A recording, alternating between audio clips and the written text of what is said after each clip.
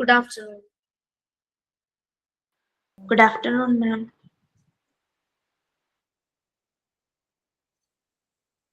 കുറേ നാളായില്ലേ നമ്മളെ കണ്ടിട്ട്, right? Yes, ma'am. About 1 month. ഒരാഴ്ച ഇലക്ഷൻ ആയിരുന്നു. പിന്നെ ഒരു ട്യൂസ്ഡേ നിങ്ങൾക്ക് വെക്കേഷൻ സ്റ്റാർട്ട് ചെയ്ത ട്യൂസ്ഡേ ആയിരുന്നു. ഒരു ട്യൂസ്ഡേ ഞാൻ ലീവ് ആയിരുന്നു. ഒരു ട്യൂസ്ഡേ ലീവ് ആയപ്പോ ക്ലാസ്സസ് അങ്ങോട്ടും ഇങ്ങോട്ട് അഡ്ജസ്റ്റ് ചെയ്യാനുള്ള എനിക്ക് വേറെ ക്ലാസ്സിലേക്ക് കയറേണ്ടതുണ്ട്. അങ്ങനെ പറ്റി. Okay, fine. Anyway, very happy to see you all and very warm good afternoon. Prayer start ചെയ്തിരുന്നോ? ഇല്ല. No. Please.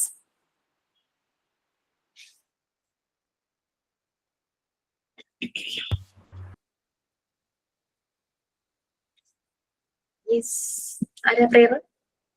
Anyone? ആരെങ്കിലും ready ആണോ? Prayer start ചെയ്യട്ടെ മാം.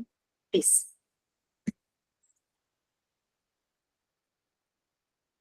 There shall be showers of blessings. This is the promise of Lord. There shall be seasons refreshing, come from the Savior above. Showers of blessings we need. This is the promise of Lord. But for the showers we plead. Thank you.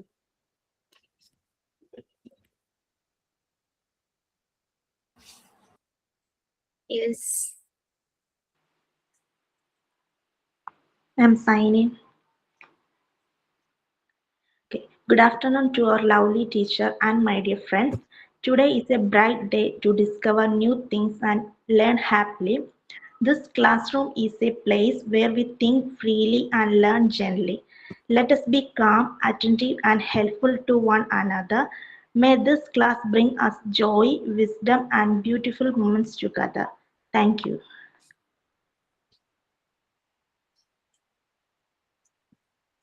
Thought of the day, Parata ma'am. Okay, please. Okay. Just one small positive thought in the morning can change your whole day. I repeat, just one small positive thought in the morning can change your whole day. Okay, fine. Subi ഇപ്പോഴും ഡൽഹി തന്നെയാണോ? അല്ല മാം, നാട്ടില്ല, കേരളയില്, Pathanamthitta. Okay. തണുപ്പ് എങ്ങനെയുണ്ടെന്ന് ചോദിക്കാനായിരുന്നു. തണുപ്പ് അവിടെ means sister ഉണ്ട്, അപ്പം ഭയങ്കര തണുപ്പാ. മീൻസ് അടുത്തുള്ള ആളെ കാണത്തില്ല എന്നാണ് പറയുന്നത്. ഓ ശരി ശരി. മോള് റൂമിൽ നിന്ന് പുറത്തിറങ്ങാറില്ല തണുപ്പ് കാരണം. ഭയങ്കര പറ്റണില്ല. തെർമൽസ് ഇട്ടിട്ട് അതിന്റെ മുകളില് ഡ്രസ് ഇട്ട് അതിന്റെ മുകളില് സ്വെറ്റർ ഇട്ട് അതിന്റെ മുകളിൽ ജാക്കറ്റ് ഇട്ടിട്ടൊന്നും ആൾക്ക് ശരിയാവണില്ല. മാം അവിടെയൊക്കെ നോർത്ത് ഇന്ത്യയിലൊക്കെ നമുക്ക് വാർമേഴ്സ് കിട്ടും. നമുക്ക് ഉള്ളിലോട്ട് മീൻസ് ഡ്രസ്സിന്റെ അകത്തിടാനായിട്ട് വാർമേഴ്സ് മേളിലിടാനും താഴെ ഇടാനും കിട്ടും. അത് 2-3 മേടിച്ചിരിക്കുവാണെങ്കിൽ കുറച്ച് സർവൈവൽ ഈസി ആയിരിക്കും. പിന്നെ സോക്സ് എപ്പോഴും ഇടുവാനേ ഉള്ളൂ. ബിക്കോസ് ഏറ്റവും കൂടുതൽ അവിടുത്തെ തണുപ്പ് നമ്മളുടെ ചെവിയിലും കാലിക്കൂടെ കയറുന്നു. പോയപ്പോ ഞാൻ ഒരു സെറ്റ് വാങ്ങിച്ചു കൊടുത്തിരുന്നു, ടോപ്പും ബോട്ടവും ആയിട്ട് തെർമൽ വെയർ. അത് ആയിട്ടൊന്നും ആൾക്ക് പറ്റുന്നില്ല എന്ന് പറയായിരുന്നു. അപ്പൊ ഞാൻ നോക്കുമ്പോ അവള് ഇങ്ങനെ വീഡിയോ കോൾ ഒക്കെ ചെയ്യുമ്പോ, പുറത്ത് പോകുമ്പോ വീഡിയോ കോൾ ചെയ്യുമ്പോ അവിടെയുള്ള ആളുകൾ നോർമൽ ഡ്രസ്സിലൊക്കെ പോകുന്ന കാണുന്നു. അപ്പം അവര് യൂസ് ടു, നമുക്ക് പറ്റുന്നില്ല എന്ന് പറയണ്ടേ. അവിടെ യൂസ് ടു, ബിക്കോസ് നമ്മൾ എല്ലാ വർഷവും അങ്ങനെ തന്നെ കാണുന്നതുകൊണ്ട്. അതെ. അതുമല്ല അല്ലാത്ത നമുക്ക് ഈറ്റിംഗ് ഹാബിറ്റ്സ് നമ്മൾ കുറച്ചും കൂടെ ബെറ്റർ ആക്കുവാണെങ്കിൽ, എള്ളും കൊണ്ടുള്ള ആഹാരമൊക്കെ കഴിക്കുവാണെങ്കിൽ, നട്ട്സ് കഴിക്കുവാണെങ്കിൽ ദേഹത്തിന് ഉള്ളിൽ നിന്ന് കുറച്ച് ചൂട് ജനറേറ്റ് ആകും. അപ്പൊ കുറച്ചും കൂടെ അത് സർവൈവലിന് വേണ്ടി നമുക്ക് ഈസിയാ. ഓ ശരി ശരി. അവിടെ അത് ഈസിലി അവൈലബിൾ ആണ്. തണുപ്പും കൊണ്ട് തണുപ്പില് സർവൈവ് ചെയ്യാനായിട്ട് ആ ഫുഡ്സ് ഒക്കെ അവിടെ അവൈലബിൾ ആണ്. Okay, thank you so much. ഞാൻ പറയാം. Okay fine. വേറെ എന്തൊക്കെയാ വിശേഷം? ഒരു 1 month how you feel? Christmas celebrate ചെയ്തു മാം, എൻജോയ് ചെയ്തു. ആരായിരുന്നു ടീച്ചർ? ആരാണ്ടായിരുന്നേ കൂടെ? അശ്വതി മിസ് ആയിരുന്നു.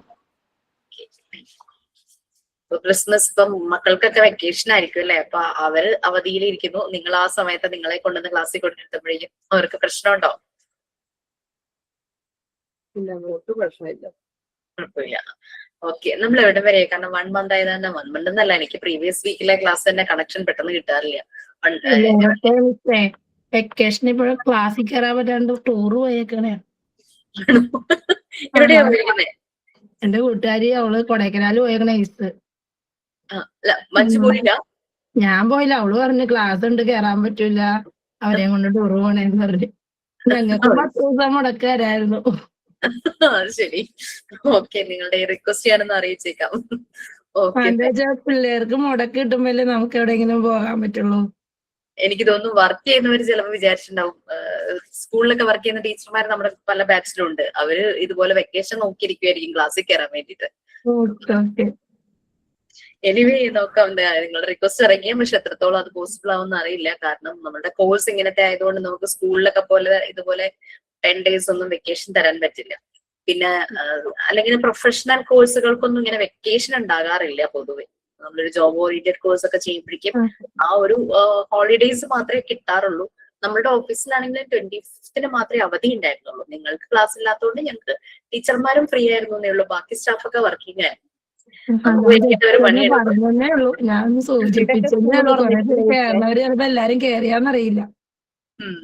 പക്ഷെ മാം ഇപ്പം സ്കൂളിലായാലും ടീച്ചേഴ്സ്മാർക്ക് പ്രൈവറ്റ് സ്കൂളിലൊക്കെ മീൻസ് കേട്ടിട്ടുണ്ട്, അവർക്ക് ഈ ലോങ് വെക്കേഷൻ ഒക്കെ കിട്ടാറില്ല. ഇപ്പൊ ലൈക്ക് 2 മാസത്തെ ലീവ് ഒക്കെ ആണെങ്കിൽ 15 days മാത്രമേ അവർക്ക് കിട്ടാറുള്ളൂ.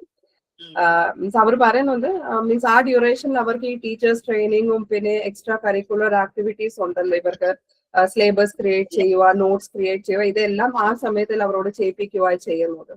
അപ്പൊ നമ്മള് മുമ്പിലോട്ട് എന്തായാലും ടീച്ചർ ആകാൻ പോവാ. അപ്പൊ ഈ ലോങ് വെക്കേഷൻ ഒക്കെ നമ്മൾ പ്രതീക്ഷിക്കേ വേണ്ട. ശരിയാ. കാരണം വെച്ചാല് ഞാൻ പറയാൻ വന്നതെന്ന് വെച്ചാല്, നമ്മളുടെ ഇവിടെ അടുത്തൊരു സ്കൂളുണ്ട്, മാള എന്ന് പറഞ്ഞ സ്ഥലത്ത്, ഹോളി ഗ്രേസ് സ്കൂള്. അവിടുത്തെ 2 ടീച്ചേഴ്സ് നമ്മളുടെ ഒരു ബാച്ചിലുണ്ട്, 13 ബാച്ചിലാണ്. പക്ഷെ ഒരു സ്പെഷ്യൽ ബാച്ച് ആയിട്ടാണ് കൺസിഡർ ചെയ്യുന്നത്. കാരണം വെച്ചാൽ ഒരാൾ മലയാളിയും മറ്റേ മണിപ്പൂരിയാണ്. അവർക്ക് സെപ്പറേറ്റ് ക്ലാസ് എടുക്കുന്നത്, സാറ്റർഡേസ് ഈവനിങ് മാത്രം. അപ്പോ അതിലെ ടീച്ചർ പറയുമായിരുന്നു, 2 മണിയാകുമ്പോഴേക്കും ഈ സ്കൂളിന്റെ അടുത്ത് തന്നെ സ്കൂളിന്റെ ഒരു പ്രോഗ്രാമാണ്, ഒരു ബേദ്ലഹീം ക്രിയേറ്റ് ചെയ്തിട്ടുണ്ട്. അപ്പൊ 10 days അവിടെ പ്രോഗ്രാമാണ്. രാത്രി 2 മണിക്ക് പോയാൽ ഈ ടീച്ചർ 10 മണിക്ക് തിരിച്ചു വരുള്ളൂ. അപ്പൊ അവർക്ക് ക്ലാസ് വെക്കാൻ പറ്റും. ഞാൻ വിചാരിച്ചു വെക്കേഷനിൽ അവര് പകലുണ്ടാവുമല്ലോ, പകല് ക്ലാസ് കൊടുക്കാം, മീൻസ് 2:30 വരെ നമ്മുടെ റെഗുലർ ക്ലാസ്സസ് ഉണ്ടാവും, അത് കഴിഞ്ഞിട്ട് ടൈം കൊടുക്കാന്ന് വിചാരിച്ചിട്ടാണ് 2 മണിക്ക് ബേദ്ലഹീം പോലെ അറേഞ്ച് ചെയ്ത് അവിടെ പോയി കഴിഞ്ഞ് കഴിഞ്ഞാൽ രാത്രി 10 മണിയാകുമ്പോഴേ അവർ തിരിച്ചു വരുള്ളൂ. അപ്പൊ അങ്ങനെ ഒരു കാര്യം പറയുമായിരുന്നു. അപ്പൊ അതാ ടീച്ചേഴ്സിന് ഒരു ഫ്രീ അല്ല ശരിക്കും പറഞ്ഞു കഴിഞ്ഞാൽ, കുറെ വർക്കുകൾ ഉണ്ടാകും. ഓക്കെ, എനിവേ നമ്മള് ഇതിനനുസരിച്ച് നമുക്ക് പോകേണ്ടതായിട്ട് വരും.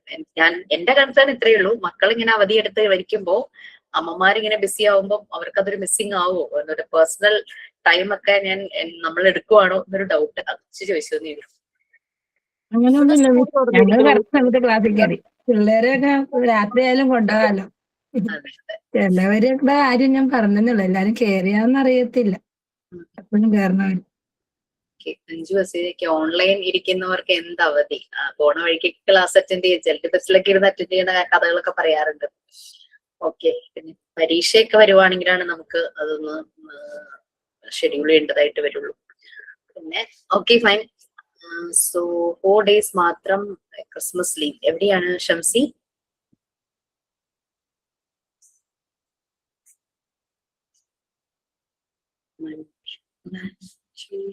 അതെവിടെയാണ് സ്ഥലം? നോർത്തിലാണോ? കാസർഗോഡ്. ഓ ഫൈൻ, കാസർഗോഡ് അങ്ങനെ സ്ഥലമുണ്ട്. Okay okay. അതെന്താണ് അവിടെ 4 ദിവസം മാത്രം അവധി? സ്കൂൾ തന്നെയാ?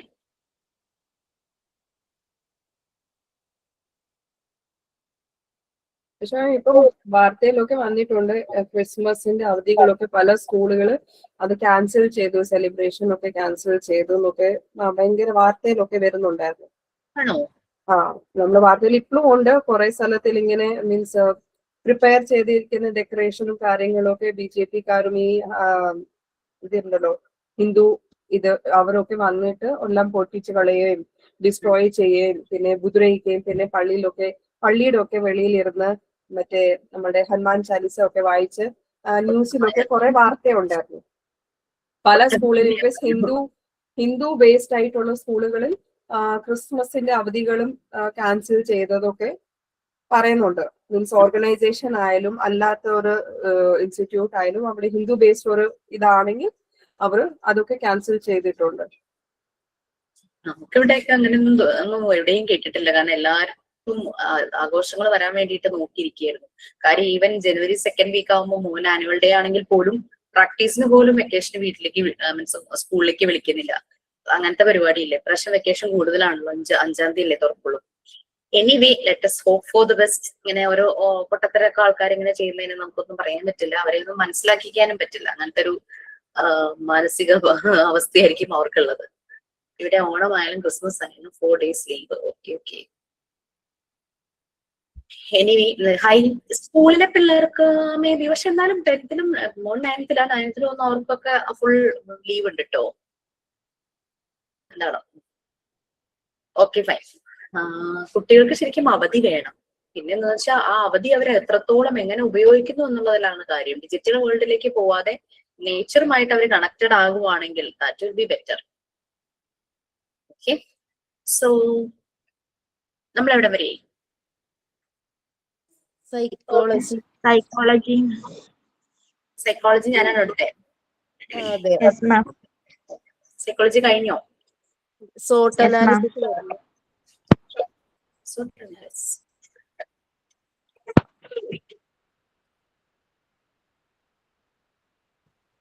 മാം പഠിച്ച യൂണിറ്റ്സ് ഒന്നും ഇതുവരെ മോക്ക് ടെസ്റ്റിൽ വന്നിട്ടില്ല കേട്ടോ. ആണോ? ഞാൻ ഏതൊക്കെ എടുത്തേ? ഏതൊക്കെ ലെസൺസ് ആണെന്ന് എനിക്ക് ഒന്ന് മെസ്സേജ് കേൾക്കാമോ? മോക്ക് ടെസ്റ്റ് ഞാൻ പറഞ്ഞിട്ട് മെസ്സേജ് ചെയ്തിട്ടുണ്ടായിരുന്നു മാം എടുത്ത യൂണിറ്റ്. ഓക്കെ, പേരെന്തായിരുന്നു? മാമിന്റെ നമ്പർ പാർട്ടിലെ 3 യൂണിറ്റ്സ് എടുത്തിട്ടുണ്ടായിരുന്നു. മോഡേൺ കൺസെപ്റ്റും ഹെൽത്ത് ആൻഡ് ഫസ്റ്റ് ഹൈജീൻ യൂണിറ്റും സെക്കൻഡ് യൂണിറ്റും 6th യൂണിറ്റ് യൂണിറ്റ്സ് എടുത്തിട്ടുണ്ടായിരുന്നു. എനിക്കൊരു ഒരു റിമൈൻഡർ കൂടെ ഒന്ന് ഇട്ടേക്കണേ. Okay ma'am.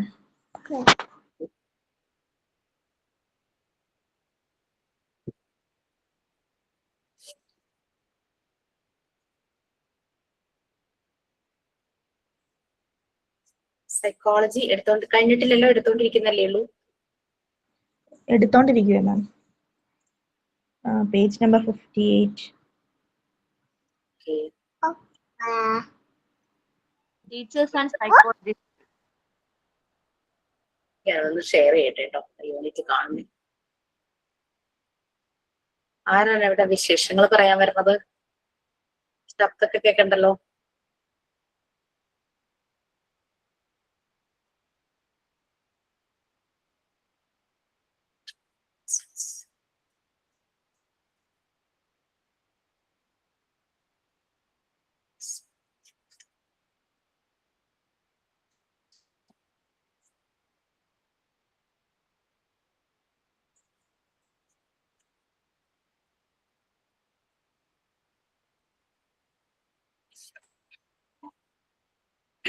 എടുത്തത് വരെ ഒന്ന് ബ്രീഫ് ചെയ്യാൻ ആർക്കെങ്കിലും പറ്റുമോ? പറയാം, 1 മാസമായില്ലേ, ആ ഒരു കണക്ഷൻ പോയി കാണുമല്ലോ. ഒന്ന് ബ്രീഫ് ചെയ്യാമോ? ജസ്റ്റ് ഒന്ന് സിമ്പിൾ ആയിട്ടൊന്ന് പറഞ്ഞാൽ മതി.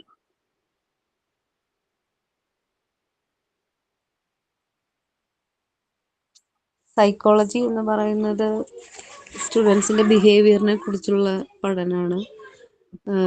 സൈക്കോളജി എന്ന് പറയുന്നത് സയൻസ് ഓഫ് സോള് എന്ന് പറയും. പിന്നെ എഡ്യൂക്കേഷൻ സെറ്റിങ്സിൽ സൈക്കോളജി എങ്ങനെ യൂസ്ഫുൾ ആയിട്ട് അപ്ലൈ ചെയ്യാൻ പറ്റും എന്നുള്ളതിനെ കുറിച്ച് നമ്മൾ ചിന്തിക്കുന്നു. സൈക്കോളജിക്ക് മെനി ബ്രാഞ്ചസ് ഉണ്ട്. പുതിയ പുതിയ എക്സ്പെരിമെന്റ്സ് ഒക്കെ ഡെവലപ്പ് ചെയ്തിട്ടുണ്ട് സൈക്കോളജിയിൽ.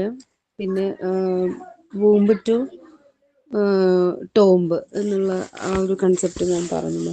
അത് ഡെവലപ്മെന്റൽ സൈക്കോളജി എന്ന് പറയുന്നു എന്ന് പറഞ്ഞു. പിന്നെ ടീച്ചിങ് മെത്തേഡും ലേണിംഗ് പ്രോസസ്സും ഒക്കെ നമുക്ക് അവിടെയൊക്കെ എഡ്യൂക്കേഷൻ സെറ്റിങ്സിൽ സൈക്കോളജിയുടെ പ്രിൻസിപ്പിൾസ് നമുക്ക് അപ്ലൈ ചെയ്യാൻ കഴിയും.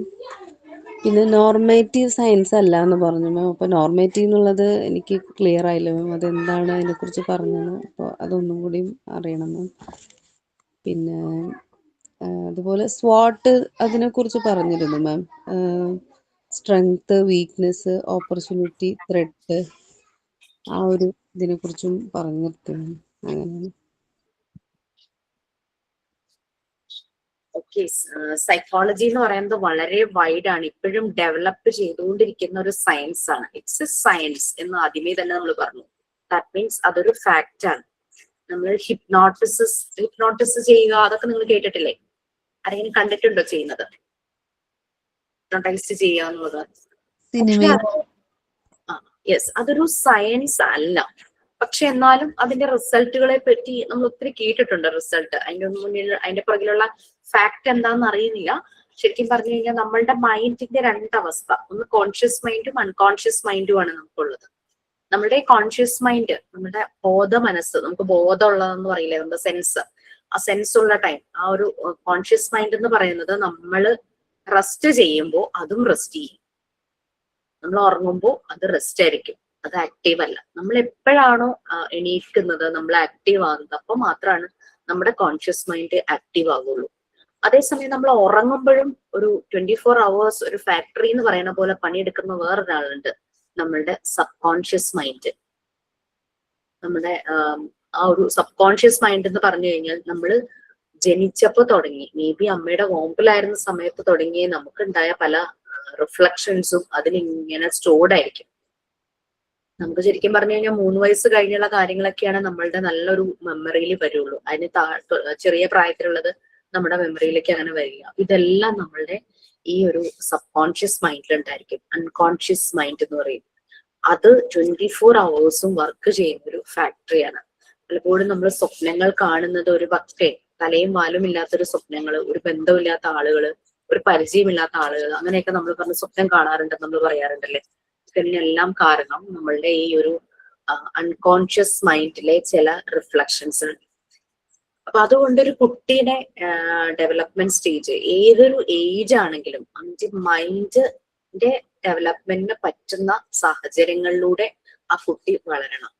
ആ രീതിയിലുള്ള എൻവിയോൺമെന്റ് നമ്മൾ കുട്ടിക്ക് പ്രൊവൈഡ് ചെയ്യാൻ ബാധ്യസ്ഥരാണ്. ആസ് എ പാരന്റ് നമ്മൾ അത്രയും കമ്മിറ്റഡ് ആയിരിക്കണം. ആ ഒരു റെസ്പോൺസിബിലിറ്റി നമ്മൾ എടുക്കണം. പലപ്പോഴും കുട്ടികൾക്ക് അത് കിട്ടാതെ പോകും.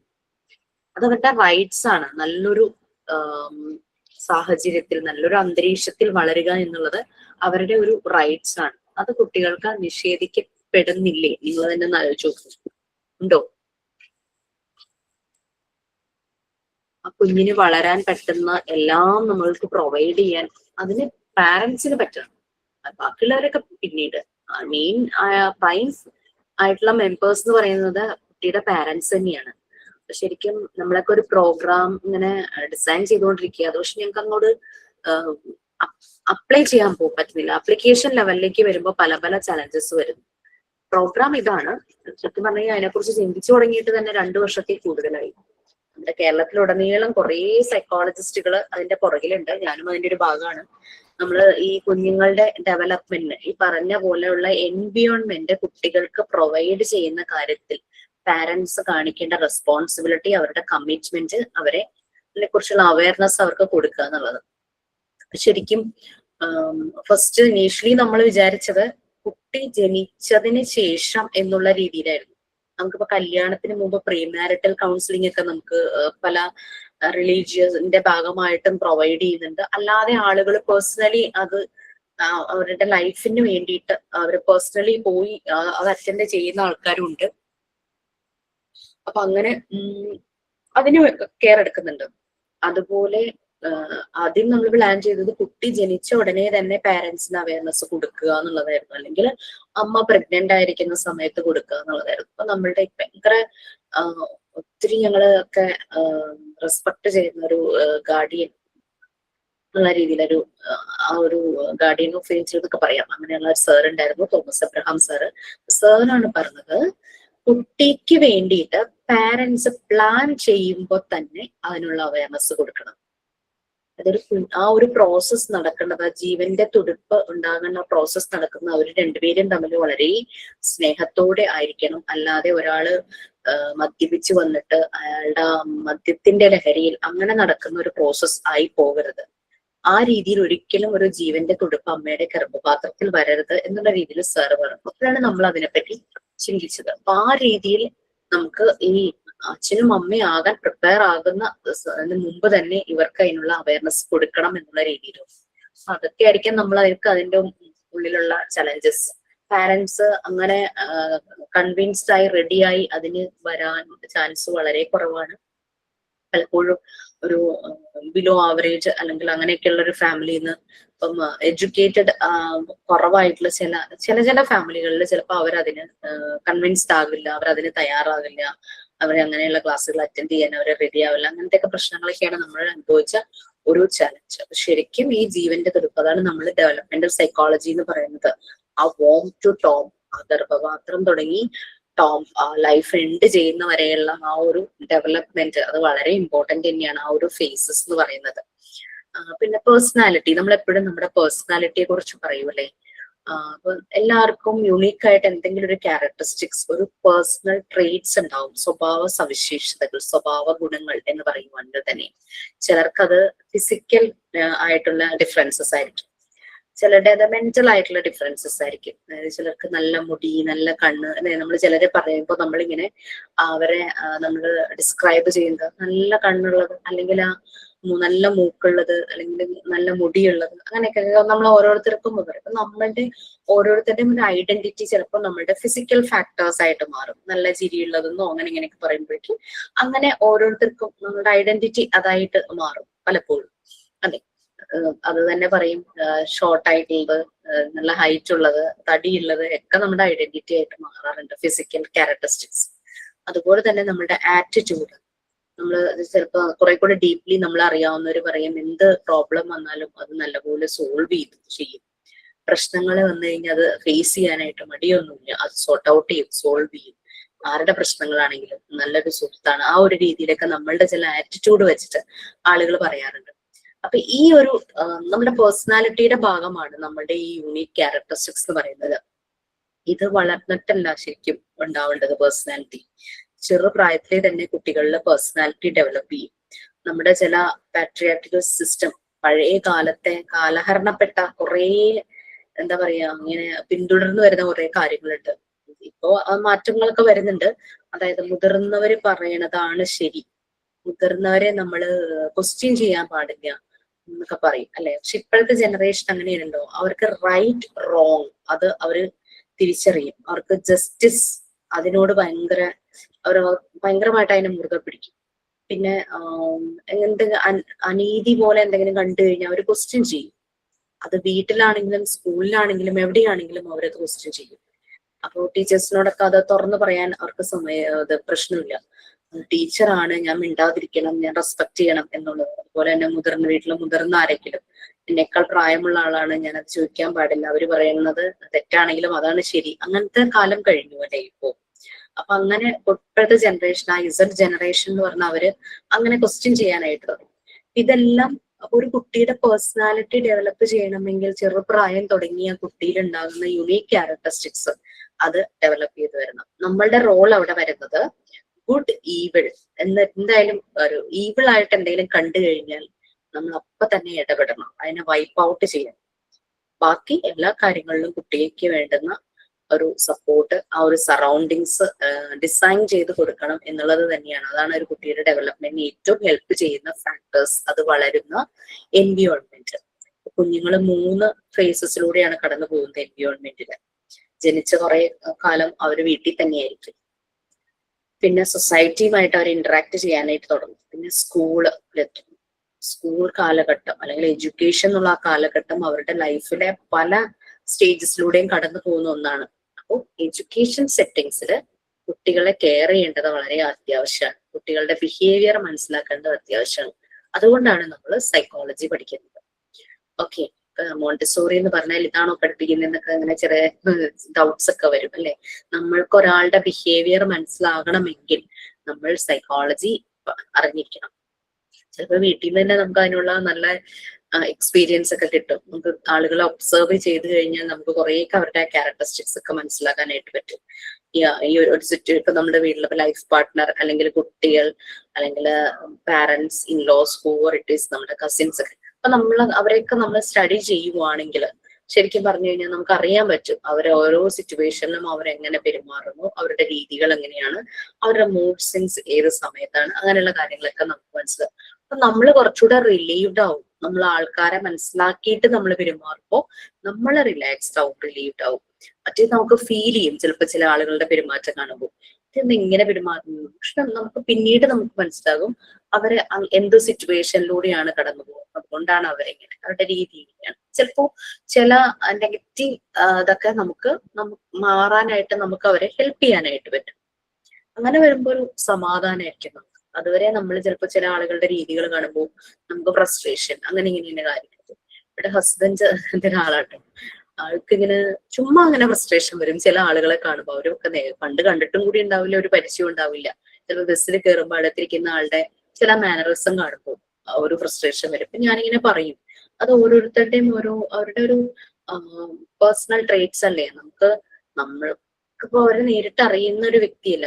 അപ്പൊ നെയിൽ ബൈറ്റ് ചെയ്യുന്ന ഒരാള് നമുക്ക് അറിയാവുന്ന ഒരാളാണെങ്കിൽ നമുക്ക് പറഞ്ഞു കൊടുക്കാം ഇത് ശീലം മാറ്റാൻ ബുദ്ധിമുട്ടാണ്, നിങ്ങൾക്ക് മാറ്റാനായിട്ട് ഞാൻ ഹെൽപ്പ് ചെയ്യാന്ന് പറഞ്ഞ് നമുക്ക് അറിയാവുന്ന രീതിയിൽ എന്തെങ്കിലും പറഞ്ഞു കൊടുക്കാം. അപ്പൊ ഒരു പരിചയം ഇല്ലാത്ത ഒരാളോട് നമുക്ക് അങ്ങനെ പറയാൻ പറ്റില്ല. അതേസമയം നമുക്ക് പരിചയമായി എന്നുണ്ടെങ്കിൽ നമുക്ക് ഇടപെടാം. നമുക്ക് അത് കണ്ട് ഫ്രസ്ട്രേറ്റഡ് ആയാൽ നമ്മൾക്കാണ് അതിന്റെ പ്രശ്നങ്ങൾ വരിക അല്ലെ. നമുക്ക് അത് കാണുമ്പോൾ നമുക്ക് ചിലപ്പോൾ ഇഷ്ടപ്പെടാത്തൊരു ആക്ഷൻ ആയിരിക്കാം അയാൾ കാണിക്കുന്നത്, ബട്ട് നമുക്കായിരിക്കും അതിന്റെ ഫ്രസ്ട്രേഷൻ. പക്ഷെ വൺസ് നമ്മൾ ആളുകളുടെ ബിഹേവിയർ മനസ്സിലാക്കി കഴിഞ്ഞു കഴിഞ്ഞാൽ നമുക്ക് ഭയങ്കര കൂളായിട്ട് അത് ഹാൻഡിൽ ചെയ്യാനായിട്ട് പറ്റും. സോ നിങ്ങൾ സൈക്കോളജി കുറച്ചുകൂടെ ഡീപ്പായിട്ട് ഡെപ്തില് പിന്നീടൊന്ന് പഠിക്കുകയും മനസ്സിലാക്കുന്നത് നന്നായിരിക്കും. ഈ ഒരു ഫീൽഡിൽ പോവുകയാണെങ്കിലും മീൻസ് നമ്മുടെ ലൈഫിൽ ഒത്തിരി ഇങ്ങനെ എന്തെങ്കിലുമൊക്കെ മനസ്സിലാക്കിയിട്ട് വെറുതെ ലൈഫിലേക്ക് അപ്ലൈ ചെയ്യരുത്. കറക്റ്റ് അതിന്റെ സയന്റിഫിക് രീതി മനസ്സിലാക്കണം ശരിയായ രീതിയിൽ. അപ്പൊ നമുക്ക് കുറെ ബുക്സ് നമുക്ക് അവൈലബിൾ ആണ്. സൈക്കോളജി വരുമ്പോഴാണ് സിഗ്മണ്ട് ഫ്രോയിഡിന്റെ കുറെ കോൺട്രിബ്യൂഷൻസ് ഉണ്ട്. അദ്ദേഹമാണ് സൈക്കോളജി പഠിക്കുന്ന ആരും അദ്ദേഹത്തിന്റെ കുറെ ഒബ്സർവേഷൻസും അദ്ദേഹത്തിന്റെ അനാലിസിസും ഫോളോ ചെയ്യാറുണ്ട്.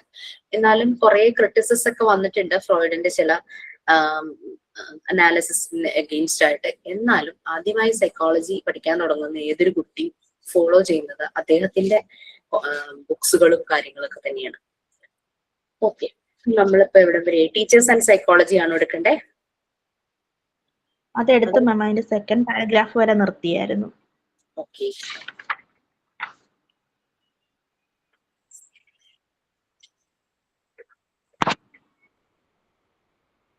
നിങ്ങൾക്ക് മാത്രമേ അത് എടുക്കുന്നുള്ളൂ എന്ന് തോന്നുന്നു, കാരണം ഞാൻ ഇത് ഷെയർ ചെയ്തപ്പോ ജസ്റ്റ് ആ പേജ് തന്നെ വന്നു. Okay, so as A teacher അത് തുടങ്ങി ആ 2 പാരഗ്രാഫ് ആരെങ്കിലും ഒന്ന് റീഡ് ചെയ്യാമോ?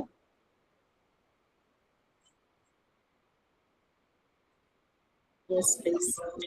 വായിക്കട്ടെ.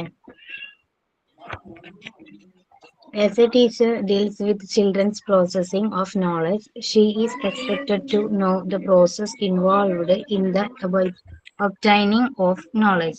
Besides, she must have knowledge of how to improve knowledge of the children so that they may process it properly. It is important that a teacher must know what type of knowledge item can be absorbed mentally by children of a particular age group. In short, psychology helps teachers in deciding what to teach, who to teach, and how to teach. Mrs സോറിട്ട disturbance ഉണ്ട്. Next ആരെങ്കിലും വായിക്കട്ടെ. No problem. അവിടെ എന്തോ തട്ടുമുട്ടല്ലേ, അതൊരു disturbance അല്ലേ?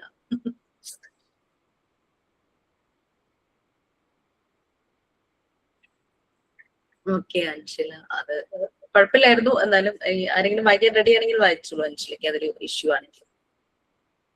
ഞാൻ വായിക്കാം. ഓക്കെ മാം, വായിച്ചോളൂ. Oh, shit.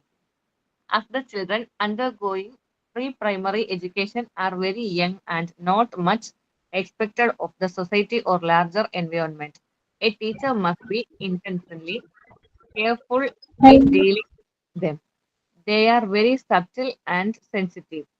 They are likely to absorb or internalize anything they come across. A teacher who is engaged in adjusting the very young generation of the society is expected to have a good knowledge of psychology of the children. Okay. So നമുക്കൊരു as A teacher നമ്മളൊരു ക്ലാസ്സിലേക്ക് പോകുമ്പോൾ നമുക്കറിയാം 10 കുട്ടികളാണെങ്കിലും 15 കുട്ടികളാണെങ്കിലും 20 എത്ര ആയിക്കോട്ടെ 100 കുട്ടികളാണെങ്കിലും ഓരോ കുട്ടിയും ഓരോ പ്രത്യേകതയുള്ളതാണല്ലേ, യുണീക്കാണ്. ഒരേപോലെ നമുക്ക് കുട്ടികളിലേക്ക് നമുക്കൊന്നും പ്രൊവൈഡ് ചെയ്യാനായിട്ട് പറ്റില്ല, അല്ലെങ്കിൽ അതുപോലെ ഇന്ററാക്റ്റീവ് സെഷനും നമുക്ക് അതുപോലെ ടൈമും കിട്ടണം.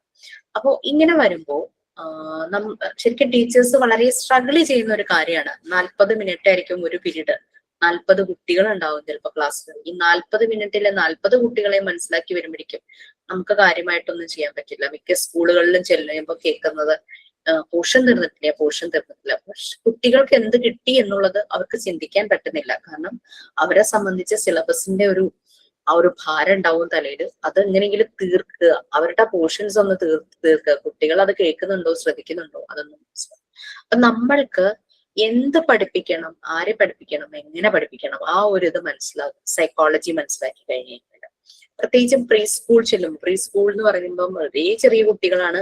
അവരുടെ എല്ലാത്തിന്റെയും ഫൗണ്ടേഷന്റെ ബ്ലോക്സ് അത് ഫോം ചെയ്യുന്നത് ഈ ഒരു ഏജിലാണ്. അപ്പോ അവരിങ്ങനെ വളരെ ക്യൂരിയസ് ആയിട്ടൊക്കെ ഇരിക്കുന്ന ഒരു സമയമാണ്. ടീച്ചർ എന്താ പറയുന്നത്, ടീച്ചർ എന്താ കാണിക്കാൻ പോകുന്നത്, അങ്ങനെയൊക്കെ ഭയങ്കര ക്യൂരിയസ് ആയിട്ടിരിക്കുന്ന ഒരു ടൈമായിരിക്കും. അപ്പൊ ആ ഒരു ടൈമില് നമ്മൾക്ക് കുട്ടികളെ നല്ല രീതിയിൽ നമുക്ക് മനസ്സിലാക്കി അവർക്ക് എന്ത് പ്രൊവൈഡ് ചെയ്യണം. ചില കുട്ടികൾക്ക് വരയിലൂടെ ആയിരിക്കും കാര്യങ്ങൾ മനസ്സിലാകുക, ചില കുട്ടികൾക്ക് ചിലപ്പോൾ ആക്ഷൻസിലൂടെ ആയിരിക്കും കാര്യങ്ങൾ മനസ്സിലാകുക. അപ്പൊ ഓരോ കുട്ടിയെയും നമ്മൾ യുണീക്കായിട്ട് കൺസിഡർ ചെയ്തിട്ട് നമുക്ക് അവർക്ക് വേണ്ടുന്നത് എപ്പോഴെങ്ങനെയെന്നുള്ള രീതിയിൽ പ്രൊവൈഡ് ചെയ്യാനായിട്ട് പറ്റണം. അവരെല്ലാം അബ്സോർബ് ചെയ്യും. എന്തൊക്കെയാണോ അവർ കാണുന്നത്, കേൾക്കുന്നത്, എല്ലാം ഫീൽ ചെയ്യുന്നത് എല്ലാം അവർ അബ്സോർബ് ചെയ്യും. അപ്പൊ ഈ ഒരു യങ് ആയിട്ടുള്ള ആ ഒരു കുട്ടികളുമായിട്ട് എൻഗേജ് ചെയ്യുന്ന ടീച്ചർ നല്ല കുട്ടികളുടെ സൈക്കോളജിയിൽ നല്ലൊരു നോളജ് ഉണ്ടായിരിക്കണം എന്നാണ് പറയുന്നത്. ടീച്ചർക്ക് മനസ്സിലാക്കണം കുട്ടിയുടെ ഓരോ ആക്ഷൻസും കുട്ടികളുടെ എക്സ്പ്രഷൻ എല്ലാം മനസ്സിലാക്കാനായിട്ട് പറ്റും. Child and his behaviour Prasidh ഇതിന്റെ ഒരു ബ്രീഫിംഗ് പറഞ്ഞപ്പോ എന്നോട് പറഞ്ഞു നോർമേറ്റീവ് അല്ല എന്നുള്ള രീതിയിൽ പറഞ്ഞു. ഞാൻ എഡ്യൂക്കേഷൻ സൈക്കോളജിയെ കുറിച്ചായിരുന്നു അത് പറഞ്ഞത്. സൈക്കോളജി എടുത്തപ്പോൾ ഞാൻ ജസ്റ്റ് ഒന്ന് അത് ബ്രീഫ് ചെയ്തു. നെക്സ്റ്റ് യൂണിറ്റ് ആണ് നമുക്കത്. അത് വേറൊന്നുമല്ല, നമുക്കറിയാം കുഞ്ഞുങ്ങള് ജീവനുള്ളതാണല്ലേ. നമുക്ക് വലിയ പരീക്ഷണങ്ങളൊന്നും നടത്താൻ പറ്റില്ല ജീവനുള്ള ഈ കുഞ്ഞുങ്ങളിൽ. നമുക്കിപ്പോ ഒരു മെഷീനൊക്കെ ആണെങ്കിൽ നമുക്ക് ജസ്റ്റ് അതിനെ അത് ഓൺ ചെയ്യാനായിട്ട് ഏതെങ്കിലും ഓൺ ആകുന്നില്ലെങ്കിൽ നമുക്ക് എന്തെങ്കിലുമൊക്കെ പരീക്ഷിച്ച് നമുക്ക് കാര്യങ്ങൾ ചെയ്യാം. പക്ഷെ ഇത് ജീവനുള്ള മനുഷ്യക്കുഞ്ഞുങ്ങളാണ് അല്ലെ. അപ്പൊ പരീക്ഷണം നമുക്ക് പറ്റില്ല. അപ്പൊ നമ്മൾ തിയറി പഠിച്ചത് നമുക്ക് കൊണ്ടുപോയി അങ്ങനെ അപ്ലൈ ചെയ്യാൻ പറ്റില്ല ഈ കുട്ടികളുടെ കേസിൽ. കുട്ടികൾ വരുന്നത് എഡ്യൂക്കേഷണൽ സെറ്റിങ്സിലാണ്, ക്ലാസ് റൂമുകളിലാണ്, എഡ്യൂക്കേഷണൽ സെറ്റിങ്സിലാണ്. അപ്പൊ എഡ്യൂക്കേഷണൽ സെറ്റിങ്സിൽ അപ്ലൈ ചെയ്ത സൈക്കോളജിനെയാണ് നമ്മൾ എഡ്യൂക്കേഷണൽ സൈക്കോളജി എന്ന് പറയുന്നത്. അപ്പൊ ഈ എഡ്യൂക്കേഷണൽ സൈക്കോളജി എന്ന് പറഞ്ഞു കഴിഞ്ഞാല് നമുക്കറിയാം കുട്ടികളുടെ വിദ്യാഭ്യാസം കൂടുതൽ മെച്ചപ്പെടുത്താൻ വേണ്ടിയിട്ടാണ് എഡ്യൂക്കേഷണൽ സൈക്കോളജി ഉള്ളത്. എഡ്യൂക്കേഷണൽ സെറ്റിങ്സിൽ എഡ്യൂക്കേഷൻ സൈക്കോളജിയെ അപ്ലൈ ചെയ്തിരിക്കുന്നത്. അപ്പൊ അങ്ങനെ വരുമ്പോൾ അതൊരു പോസിറ്റീവ് ആയിട്ടുള്ള ഒരു കാര്യമാണ് അല്ലെ. So it's A positive science. പിന്നെ ഓരോ വർഷവും എഡ്യൂക്കേഷൻ സെറ്റിങ്സിൽ പല പല രീതിയിലുള്ള അപ്ഗ്രഡേഷൻ നടക്കുന്നു, വളരുന്നു. So that means education psychology എന്ന് പറയുന്നത് ഒരു ഗ്രോയിങ് സയൻസ് ആണ്, വളർന്നുകൊണ്ടിരിക്കുക. മുന്നോട്ട് പോകുന്നതോറും അത് വളർന്നുകൊണ്ടിരിക്കുക. അതൊരു പോസിറ്റീവ് സയൻസ് ആണ്. അതുപോലെ തന്നെ ഗ്രോയിങ് സയൻസ് ആണ്. പിന്നെ ഇതൊരു ആപ്ലിക്കേഷൻ ലെവലിലാണ് അല്ലെ. സൈക്കോളജിനെ നമ്മൾ എഡ്യൂക്കേഷൻ സെറ്റിങ്സിൽ അപ്ലൈ ചെയ്തിരിക്കുകയാണ്. സോ അതുകൊണ്ട് തന്നെ ഒരു അപ്ലൈഡ് സയൻസ് എന്ന് പറയും. പിന്നെ നമുക്ക് പറഞ്ഞു കുട്ടികളാണ്, സോ നമുക്ക് വലിയ എക്സ്പെരിമെന്റ് ഒന്നും നടത്താനൊന്നും പറ്റൂല. പിന്നെ പല പല സ്വഭാവങ്ങളാണ് കുട്ടികൾക്ക്. ഓരോ കുട്ടിയും ഡിഫറെന്റ് ആണ്, യുണീക്ക് ആണ്. അപ്പൊ നമുക്ക് ഒരു കുട്ടിയിൽ അപ്ലൈ ചെയ്ത കാര്യങ്ങൾ തന്നെ രണ്ടാമത്തെ കുട്ടിയിൽ നമുക്ക് അപ്ലൈ ചെയ്യാൻ പറ്റണമെന്നില്ല. So that means same theory തന്നെ എല്ലാവരിലും പോവില്ല. അവിടെ നമ്മൾ വ്യത്യാസങ്ങൾ വരുത്തണം. അതുകൊണ്ടാണ് അതൊരു നോർമേറ്റീവ് സയൻസ് അല്ല എന്ന് പറയുന്നത്. കാരണം നോർമേറ്റീവ് എന്ന് പറഞ്ഞു കഴിഞ്ഞാൽ only based on theories and principles. ഇപ്പൊ നമ്മുടെ വീട്ടിൽ വാഷിംഗ് മെഷീൻ ഉണ്ട്, അതിന്റെ വർക്കിംഗ് പ്രിൻസിപ്പിൾ നമുക്കറിയാം. ആ ഒരു പ്രിൻസിപ്പിൾ, ആ ഒരു തിയറീനെ ബേസ് ചെയ്തിട്ടാണ് ആ വാഷിംഗ് മെഷീൻ വർക്ക് ചെയ്യുന്നത്. അതുപോലെ ഒരു തിയറി വെച്ചിട്ട് ആ തിയറിയെ ബേസ് ചെയ്ത് ഓരോ കുട്ടിയും പെരുമാറുന്നു എന്ന് നമുക്ക് പറയാൻ പറ്റില്ല അല്ലെ. എല്ലാ കുട്ടികളും ഡിഫറെന്റ് ആണ്. അപ്പൊ നമുക്ക് തിയറി അപ്ലൈ ചെയ്യാൻ പറ്റില്ല. അങ്ങനെ തന്നെയല്ലേ നമ്മൾ വണ്ടി ഓടിക്കുമ്പോൾ നമ്മൾ വണ്ടി ഓടിക്കുമ്പോൾ കുറെ റൂൾസ് ആൻഡ് റെഗുലേഷൻസ്, കുറെ തിയറി ഒക്കെ നമ്മൾ പഠിക്കും. ക്ലച്ച് ആണെങ്കിലും ഗിയർ ആണെങ്കിലും ബ്രേക്ക് ആണെങ്കിലും അങ്ങനെ ഇങ്ങനെ ഓരോന്ന് പഠിക്കും. പക്ഷെ നമ്മൾ വൺസ് ഒരു റോഡിലേക്ക് ഇറങ്ങുമ്പോൾ പിന്നെ നമ്മളുടെ ഓരോ എക്സ്പീരിയൻസും പ്രാക്ടിക്കൽ വെച്ചിട്ടാണ്. റോഡിലൂടെ നടക്കുന്ന ആളുകൾ, റോഡിലൂടെ സൈക്കിളിൽ പോകുന്ന ആളുകൾ, ഇവരുടെ സൈക്കോളജി പിന്നെ നമുക്ക് മനസ്സിലാവും. കുട്ടികൾ കൂട്ടമായിട്ട് പോകുമ്പോൾ, സ്കൂൾ വിട്ട് പോകുന്ന കുട്ടികൾ, ഇങ്ങനെയൊക്കെ കാണുമ്പോൾ നമുക്കറിയാം എങ്ങനെ ഞാൻ എന്റെ വണ്ടിയെ കൺട്രോൾ ചെയ്യണം എന്നുള്ളത്. പിന്നെ കൺഫ്യൂഷൻ അടിച്ച് റോഡ് ക്രോസ് ചെയ്യാൻ നിൽക്കുന്ന ഒരു വിഭാഗം ആൾക്കാരുണ്ടാവുമല്ലോ, അപ്പോഴും നമ്മളൊന്ന് അലർട്ടായിരിക്കും. നമ്മൾ പഠിച്ച തിയറി മുഴുവൻ നമുക്ക് അവിടെ അപ്ലൈ ചെയ്യാൻ പറ്റില്ല. സോ ത്രൂ എക്സ്പീരിയൻസസ് നമ്മൾ ഓരോ കുട്ടിയെ നമ്മൾ ഡീൽ ചെയ്യുന്നു. അതാണ് ശരിക്കും ഈ സൈക്കോളജി. അതുകൊണ്ടാണ് ഇതിനെ നോർമേറ്റീവ് സയൻസ് അല്ല എന്ന് പറയുന്നത്. നോർമേറ്റീവ് സയൻസ് എന്ന് പറഞ്ഞു കഴിഞ്ഞാൽ fully focusing on theories and principles. ആരോ എഴുതി വെച്ച കുറെ തിയറി പ്രിൻസിപ്പിളിനെ മാത്രം ഫോക്കസ് ചെയ്യും. ഓക്കെ, അപ്പൊ ഇതാണ് ഞാൻ പറഞ്ഞതിന്റെ ഒരു കാര്യം. അതുകൊണ്ട് നെക്സ്റ്റ് യൂണിറ്റ് നമുക്ക് എഡ്യൂക്കേഷൻ സൈക്കോളജി ആണ്, അതിന് വരുന്നുണ്ട്. നിങ്ങൾ നോക്കുമ്പോൾ PDF വളരെ കുറച്ച് കാര്യങ്ങളേ ഉള്ളൂ. അതുകൊണ്ടാണ് ഞാൻ പറഞ്ഞത് കുറച്ച് വൈഡ് ആയിട്ട് സൈക്കോളജി പാർട്ടിനെ കാണണമെന്ന് പറഞ്ഞത്. ഓക്കെ, ഇനി next child and his behaviour. അതാണ് നമുക്ക് പ്രീ പ്രൈമറി എഡ്യൂക്കേഷൻ എന്ന് പറയുമ്പോൾ ഒരു 3 വയസ്സ് തുടങ്ങി 6 വയസ്സ് വരെയുള്ള കുട്ടികൾ വരുന്ന ആ ഒരു പ്രായമാണ് അല്ലെ. അപ്പൊ ഈ ഒരു സമയത്തെ കുട്ടികളുടെ പല കാര്യങ്ങളും ഡെവലപ്പ് ചെയ്തുകൊണ്ടിരിക്കുക. അതായത് അവരുടെ ലാംഗ്വേജ് ഡെവലപ്പ് ചെയ്യുന്ന പ്രോഗ്രസ് ആവുന്ന ഒരു സമയമാണ്. അതുപോലെ തന്നെ അവരുടെ സ്കിൽസ്, അവരുടെ മസിൽസിന്റെ മൂവ്മെന്റ്, അവരുടെ ഫിസിക്കൽ മൂവ്മെന്റ്, എല്ലാത്തിന്റെയും ഒരു ഡെവലപ്മെന്റ് നിങ്ങൾ പഠിച്ചു കാണും. രണ്ടാമത്തെ സബ്ജക്റ്റില് ചൈൽഡ് ഡെവലപ്മെന്റിൽ ഓരോരോ ഒരു സോഷ്യലൈസ് ചെയ്യുന്നത്, ലാംഗ്വേജിന്റെ ഡെവലപ്മെന്റ്, അവർ ഇമോഷൻസിനെ അതിന്റെ ഡെവലപ്മെന്റ്, അങ്ങനെ ഇങ്ങനെ പല കാര്യങ്ങളും പഠിച്ചു അല്ലെ. മസിൽസിന്റെ മൂവ്മെന്റ്, അതുപോലെ തന്നെ അങ്ങനെ അവരുടെ ഫൈൻ മോട്ടോ സ്കിൽസ് ഡെവലപ്പ് ആകാൻ തുടങ്ങുന്ന, അതായത് ചെറിയ ചെറിയ കാര്യങ്ങൾ ഗ്രിപ്പ് ചെയ്യുന്നത്, ഇത് ഫിംഗേഴ്സിന്റെ ആ ഒരു ഡെവലപ്മെന്റ്, അതെല്ലാം വരുന്ന ഒരു ടൈമാണ് ഈ ഒരു ടൈം എന്ന് പറയുന്നത് 3 to 6 years. അപ്പൊ ചൈൽഡ് ആൻഡ് ഹിസ് ബിഹേവിയർ ഈ ഒരു പ്രായത്തില് നമ്മൾ എങ്ങനെ മനസ്സിലാക്കണം എന്നുള്ളത് പലപ്പോഴും ടീച്ചേഴ്സിന്റെ ഫാമിലിയുമായിട്ട് ഭയങ്കര കണക്ഷൻ ഉണ്ടാവും. കാരണം കുട്ടിയുടെ ഫാമിലി ബാക്ക്ഗ്രൗണ്ട് വളരെ ഇമ്പോർട്ടന്റ് തന്നെയാണ് കുട്ടിയുടെ ഡെവലപ്മെന്റിന്റെ കാര്യത്തില്. Okay, child and his behaviour അതാരെങ്കിലും ഒന്ന് റീഡ് ചെയ്യാമോ? അതും കൂടി ഉള്ളൂ ആ ഫുൾ പോർഷൻ ഒന്ന് റീഡ് ചെയ്യാൻ പറ്റുന്നവരൊന്ന് റീഡ് ചെയ്തു. ഓക്കെ, ഞാൻ വായിക്കാം. Okay, please. Child and his behavior. As the Montessori teachers are expected to communicate with the children of the age group 3 to 6, they must know their general behavior. Behavior in groups, individual behavior, each one's familiar background, social background, etc. The children face different problems in their family and environment. The rate of addition of language changes according to the environment of each child. Emotions, motivation, and intelligence are also found of varying degrees among children. Teachers' efforts to gather children are likely to encounter the individual differences.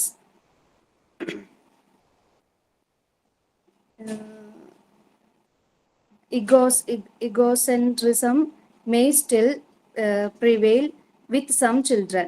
There may be children with psychological abnormalities and physical disabilities which the teacher has to identify from the very beginning. Different aspects of child development are to be understood by the teacher. During the period of vital growth, children pass through different stages of cognitive, emotional, moral, social, and linguistic development. Their psychomotor coordination and skill develop continuously. Piaget stage of cognitive development, Freud stage of emotional development, and Erikson stage of personality development are some of the works and judgment in this field which are of use. Ma'am, ഒന്ന് scroll ചെയ്ത് തരാവോ teacher?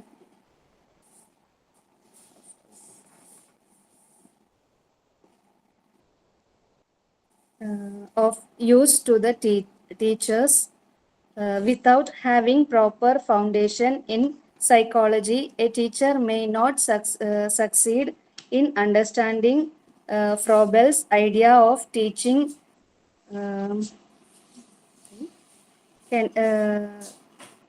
Kindergartens. Kindergartens or Maria Montessori idea of using dedicative apertures. It's didactic apparatus, practical based ആയിട്ടുള്ള materials ഉള്ള apparatus, അതാണ് ഉദ്ദേശിക്കുന്നത്. നിങ്ങൾക്ക് child development എടുത്തപ്പോ teachers പിയാജറ്റ്, അതുപോലെ തന്നെ റിക്സൺ, വിക്ടോസ്കി, ഇവരുടെ ഒബ്സർവേഷൻസ്, അവരുടെ ഡെവലപ്മെന്റ്, ഓരോ കുട്ടിയുടെ ഡെവലപ്മെന്റിനെ കുറിച്ച് അവർ കുറച്ച് ഒബ്സർവേഷൻസ് പറഞ്ഞിട്ടുണ്ടായിരുന്നു. അത് പറഞ്ഞിരുന്നോ? പറഞ്ഞിരുന്നു. എറിക്സൺ, വിക്ടോസ്കി, ഡെവലപ്മെന്റ് എടുത്തോണ്ടിരിക്കുക റോസ് മാം. No problem. അതായത് ശരിക്കും ഈ 4 സൈക്കോ അനാലിസ്റ്റുകൾ, പിയാജറ്റ്, എറിക്സൺ, വിക്ടോസ്കി, അതുപോലെ തന്നെ സിഗ്മണ്ട് ഫ്രോയിഡ്, ഇവരുടെ 4 പേരുടെയും ചൈൽഡ് ഡെവലപ്മെന്റിനെ കുറിച്ചുള്ള അനാലിസിസ് ഉണ്ട്. അത് പോയിന്റ് ബൈ പോയിന്റ് ആയിട്ട് കാര്യങ്ങളുണ്ട്. അത് നമ്മൾ മനസ്സിലാക്കുവാണെങ്കിൽ നമുക്ക് കുട്ടികളെ മനസ്സിലാക്കാൻ കുറച്ചുകൂടെ നമുക്ക് എളുപ്പമായിരിക്കും. പിന്നെ മറിയ മോണ്ടിസോറി മെത്തേഡ് ഡിസൈൻ ചെയ്യാൻ സമയത്ത് അതിനെപ്പറ്റി അവര് കൂടുതൽ റിസർച്ചും അനലൈസും ചെയ്യാൻ സമയം ഈ 4 പേരുടെയും ഒബ്സർവേഷൻസ് അവരെ ഒത്തിരി ഹെൽപ്പ് ചെയ്തിട്ടുണ്ട്. അപ്പൊ ചൈൽഡ് ഡെവലപ്മെന്റിന്റെ പല കാര്യങ്ങളും മനസ്സിലാക്കാനായിട്ട് ഇവർക്ക് ഇവരുടെ ഈ പല സൈക്കോ അനാലിസ്റ്റുകളെ, ഇപ്പൊ ഇതുപോലെ ചൈൽഡ് ഡെവലപ്മെന്റ് സൈക്കോളജി അല്ലെങ്കിൽ ചൈൽഡ് സൈക്കോളജിയിലൊക്കെ വർക്ക് ചെയ്യുന്നവരെ, അല്ലെങ്കിൽ കുട്ടികളുമായിട്ട് ഡീല് ചെയ്യുന്ന ഏത് ഫീൽഡിൽ വർക്ക് ചെയ്യുന്നവർക്കും ഈ 4 പേരുടെ, അറ്റ്ലീസ്റ്റ് ഈ 4 പേരുടെയെങ്കിലും അനാലിസിസ് നമ്മളൊന്ന് അറിയുവാണെങ്കിൽ നന്നായിരിക്കും. ഞാനൊരു കാര്യം ചെയ്യാം, എനിക്ക് ഗൂഗിൾ സെർച്ച് ചെയ്തപ്പോ ഈ ഇവരുടെ അനാലിസിസിന്റെ ഒരു ലിങ്ക് ഉണ്ട്. ഒരു പോയിന്റ് ബൈ പോയിന്റ് ആയിട്ട് ഓരോ സ്റ്റേജും ഏതാണ്, ആ സ്റ്റേജിൽ കുട്ടി എങ്ങനെയായിരിക്കും, അപ്പൊ കുട്ടിക്ക് എങ്ങനെയുള്ള എൻവയോൺമെന്റ് പ്രൊവൈഡ് ചെയ്യണം, അങ്ങനെയുള്ള എൻവയോൺമെന്റ് പ്രൊവൈഡ് ചെയ്തില്ലെങ്കിൽ കുട്ടിക്ക് ഉണ്ടാകുന്ന കുറവുകൾ, മീൻസ് കുട്ടിയുടെ ഡെവലപ്മെന്റിൽ ഉണ്ടാകുന്ന ആ ഒരു ഫ്ലോസ്, ആ ഒരു കുറവുകളെല്ലാം, അതിനെപ്പറ്റി എല്ലാം അവർ വിശദമായിട്ട് പറഞ്ഞിട്ടുണ്ട്. നമുക്ക് മനസ്സിലാക്കാനായിട്ട് എളുപ്പമാണ്. പലരും ക്രിട്ടിസൈസ് ചെയ്തിട്ടൊക്കെ ഉണ്ട് പലരുടെ കാര്യങ്ങളും, അതും അങ്ങനെയാണല്ലോ. കാരണം പുതുതായിട്ട് പലരും ഇതിനെപ്പറ്റിയൊക്കെ സ്റ്റഡി ചെയ്യുമ്പോൾ ആളുകൾ അതിനെ ക്രിട്ടിസൈസ് ചെയ്തിട്ടുണ്ട്, ഇതിങ്ങനെ ആയാൽ ശരിയല്ല. പക്ഷെ എന്നാലും നമുക്കൊരു ബേസിക് ഒരു നോളജ് നമുക്ക് കിട്ടും, എങ്ങനെയാണ് ഒരു കുട്ടിയുടെ ഡെവലപ്മെന്റ് സ്റ്റേജ് പോകുന്നതും, അതായത് കുട്ടി കാണിക്കുന്ന ചില സയൻസ് ഒക്കെ കാണുമ്പോൾ എന്തുകൊണ്ടാണ് കുട്ടി അങ്ങനെ കാണിക്കുന്നത് എന്നൊക്കെ ഉള്ളത് നമുക്ക് മനസ്സിലാക്കാനായിട്ട് എളുപ്പമാണ്. അപ്പൊ ഞാൻ ആ ലിങ്ക് ഒന്ന് ഷെയർ ചെയ്ത് തരാം കേട്ടോ. അപ്പൊ ക്ലാസ് റൂമിലേക്ക് ഇട്ടേക്കാം. നിങ്ങൾ അതൊന്ന് സമയം കിട്ടുന്നതിനനുസരിച്ച് ഒന്ന് വായിച്ചു നോക്കുക. എന്നിട്ട് നിങ്ങൾക്ക് വളരെ സിമ്പിൾ ആയിട്ട് തോന്നുന്ന പോയിന്റ്സ് ആയിട്ട് നോട്ട് ചെയ്ത് വെക്കുക. എന്നിട്ട് പിന്നെ അത് നോക്കിയാൽ മതി. അല്ലാതെ ആ ലിങ്ക് എപ്പോഴും ലിങ്കിൽ കയറി നോക്കുന്നതിനേക്കാളും അത് നിങ്ങൾക്ക് മനസ്സിലാകുന്ന രീതിയിൽ വളരെ സിമ്പിൾ ആയിട്ട് വെക്കുക. അപ്പൊ ചൈൽഡ് ഡെവലപ്മെന്റ് കഴിഞ്ഞിട്ടില്ല. ഏത് ചാപ്റ്റർ ഇപ്പൊ എടുക്കുന്നേ? കോഗ്നിറ്റീവ് ഡെവലപ്മെന്റ് ആണ് റോസ് മാം എടുക്കുന്നത്. കോഗ്നിറ്റീവ് ഡെവലപ്മെന്റ് ആണ്. അപ്പൊ ടീച്ചർ ഏതെങ്കിലും ആരുടെയെങ്കിലും വിട്ട് പോയിട്ടുണ്ടെങ്കിൽ നമുക്കൊരു ഒരു സെഷനിൽ നമുക്കതൊന്ന് ബ്രീഫ് ചെയ്ത് പോകാം. അല്ലെങ്കിൽ ഒരു സെഷൻ ഞാൻ അതൊന്ന് പറയാം, ഹെൽപ്ഫുൾ ആയിരിക്കും. ടീച്ചറും കൂടെ എടുത്തു കഴിയുമ്പോൾ നിങ്ങൾക്ക് അത് ഹെൽപ്ഫുൾ ആയിരിക്കും. ഓക്കെ, ഞാൻ ജസ്റ്റ് ഒരാളുടെ ഒന്ന് പറയാം. പിയാജറ്റിന്റെയോ റിക്സന്റെയോ ആരുടെയെങ്കിലും ഒരാളുടെ പറയും. ലിങ്ക് തരാം, അല്ലാതെ ജസ്റ്റ് നിങ്ങളൊന്ന് കേട്ടിരിക്കും.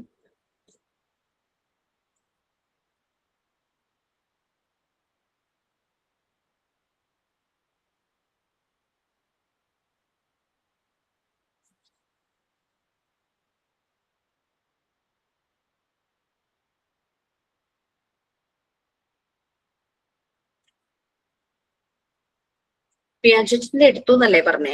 Cognitive development theory of Jean പിയാജറ്റ്?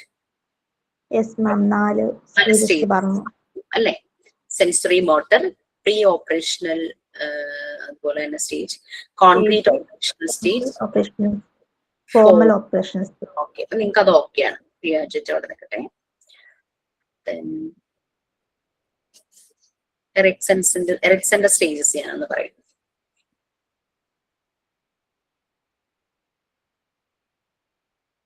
Ericsson ഇത് 8 സ്റ്റേജ് ആയിട്ടാണ് ഡിവൈഡ് ചെയ്തിരിക്കുന്നത്. പിയാജറ്റ് ഇതിനെ 4 സ്റ്റേജ് ആക്കിയപ്പോൾ എല്ലാം ഓൾമോസ്റ്റ് സെയിം തന്നെയാണ് അവരുടെ ഒബ്സർവേഷൻസ്. എറിക്സൺ ഇതിനെ 8 സ്റ്റേജ് ആയിട്ട്, അതും ഏജ് വൈസ് തന്നെയാണ് എറിക്സൺ പറഞ്ഞത്. എറിക്സന്റെ സ്റ്റേജ് 1 പറയുന്നത് കുട്ടി ജനിച്ചു തുടങ്ങി ഒരു 1.5 വയസ്സ് വരെയുള്ള ടൈമാണ് എറിക്സൺ ആ ഒരു സ്റ്റേജിനെ ഡിവൈഡ് ചെയ്തിരിക്കുന്നത്.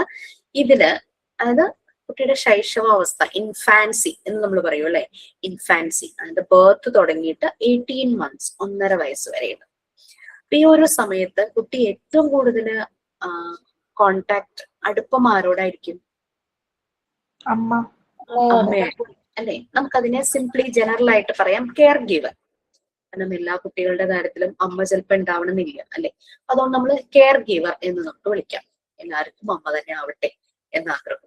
ഈ ഒരു സമയത്ത് ഈ ഒരു കെയർ ഗീവറുമായിട്ട് കുട്ടിക്ക് ഭയങ്കര ബോണ്ടിങ് ആയിരിക്കും അല്ലെ. എന്തുകൊണ്ടാണ്? കുട്ടിക്ക് വേണ്ടുന്നതെല്ലാം പ്രൊവൈഡ് ചെയ്യുന്നത് ഈ ഒരു കെയർ ഗീവറാണ്. അമ്മയാണെങ്കിൽ കുട്ടി ഫീഡ് ചെയ്യുന്നു അല്ലെ, ഒരു ബ്രസ്റ്റ് ഫീഡിങ്. കുട്ടിയും അമ്മയും തമ്മിലുള്ള ഭയങ്കര ഒരു കണക്ഷനാണ്, ഇമോഷണൽ കണക്ഷൻ എന്ന് തന്നെ പറയും. ആ ഒരു ബ്രസ്റ്റ് ഫീഡിങ്, അമ്മ തൊടുമ്പോ അല്ലെങ്കിൽ അമ്മയുടെ ശബ്ദം കേൾക്കുമ്പോൾ, അമ്മയുടെ സ്മെല്ല്, ഇതെല്ലാം കുട്ടി പെട്ടെന്ന് തിരിച്ചറിയുന്നു. കുട്ടി കമ്മ്യൂണിക്കേറ്റ് ചെയ്യുന്നത് അങ്ങനെയാണ്. ആ ഒരു സമയത്ത് സംസാരിക്കാനൊന്നും ആയിട്ടില്ല അല്ലെ, പക്ഷെ ആ ഒരു ജനിച്ച അമ്മയുടെ കയ്യിലേക്ക് കൊടുക്കുമ്പോൾ വിത്തിൻ സെക്കൻഡ്സ് കുട്ടിക്ക് അമ്മയുടെ ചൂടറിയാൻ പറ്റും അല്ലെ. ഭയങ്കര കരയുന്ന ഒരു കുട്ടിയായിരിക്കും, അമ്മയുടെ കയ്യിലേക്ക് വെക്കുമ്പോഴേക്കും കരച്ചിൽ മാറും, വളരെ സമാധാനമായിട്ട് ഉറങ്ങുണ്ടാവും. ഇതൊക്കെ നമ്മള് പലപ്പോഴും നിങ്ങൾ പലരും അമ്മമാരുണ്ടാവും, എല്ലാവരും ഫീൽ ചെയ്തിട്ടുണ്ടാവും അങ്ങനത്തെ ഒരു കാര്യം. ആ ഒരു സമയത്ത് ഈ കെയർ ഗീവറുമായിട്ട് കുട്ടി ഭയങ്കര ബോണ്ടിങ് ആവുന്നു. ദാറ്റ് മീൻസ് ട്രസ്റ്റ്, ഒരു ട്രസ്റ്റ് ഫോം ചെയ്യുവാണ്.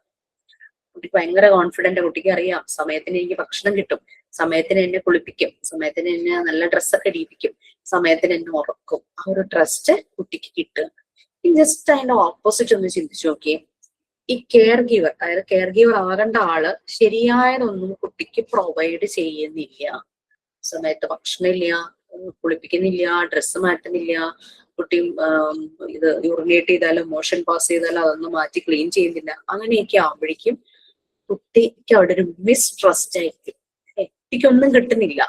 ദാറ്റ് മീൻസ് അവിടെ ഒരു കോൺഫിഡൻസ് ലെവല് തന്നെ മാറുവാണ് കുട്ടികളിൽ. അപ്പൊ അതാണ് നമ്മൾ പറയുന്നത്, ചെറിയ പ്രായം തുടങ്ങി ഓരോ കാര്യങ്ങളും, മൈന്യൂട്ട് കാര്യങ്ങളും ശ്രദ്ധിക്കണം. അത് കുട്ടിയുടെ ഡെവലപ്മെന്റിന് അഫക്ട് ചെയ്യുന്ന കാര്യങ്ങളാണ്. അപ്പൊ അവിടെ ഒരു കോൺഫിഡൻസ് ഇല്ലായ്മയായിട്ട് മാറും ആ ഒരു കുഞ്ഞിന് ഈ ഒരു സ്റ്റേജിൽ. ഇമ്പോർട്ടന്റ് ആയിട്ടുള്ള ഇവന്റ് അവിടെ നടക്കുന്നത് ഫീഡിങ് തന്നെയാണ് അല്ലെ. പിന്നെ ഉറക്കമാണ്. അവര് ഉറങ്ങി എണീറ്റ ഉടനെ തന്നെ അപ്പൊ തന്നെ പാല് കുടിക്കും, അല്ലെങ്കിൽ എന്താന്ന് വെച്ചാൽ കഴിക്കും. ആ ഒരു ഫീഡിങ്, ഇത് കുട്ടിക്ക് എപ്പോഴും ഒരു പ്രതീക്ഷയാ. Yes, somebody is there to care me, എനിക്കിതൊക്കെ തരാൻ ഒരാളുണ്ട്. ആ ഒരു ട്രസ്റ്റ്, ആ ഒരു ഹോപ്പ് ഒക്കെയാണ് അവിടെ വരുന്നത്.